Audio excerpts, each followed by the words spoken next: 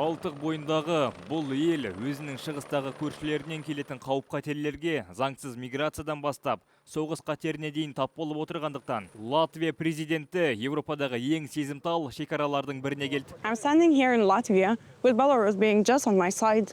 The fence behind me was built 2 years ago to cope with irregular migration. Латвияға өтуге тырысатын мигранттар санының көптігіне Беларусия режимі айыпталуда, әрі бұл оқиғаның дәл осы уақытта болуы тегін емес. Partly this is because Latvia had 5 elections in October, that's number one.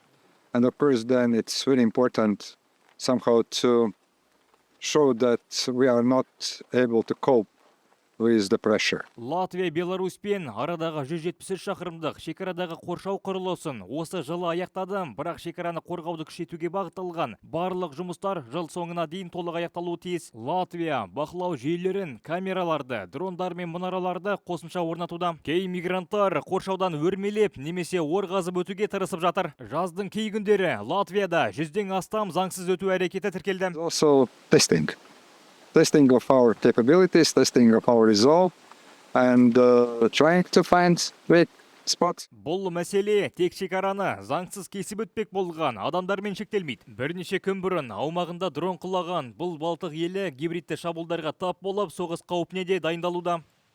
These blocks, all these fortification materials would help us to enable this terrain. Латвия бекініс материалдарын алдын ала орналастырып, мин алқаптары мен бөгеттерді, сондай-ақ дрондармен алысқа соққы беру жүйелерін қорғаныс шебіне біріктіруде. Are you expecting more hybrid threats from Russia and Belarus? I think we are much better prepared, but we never can rule out anything.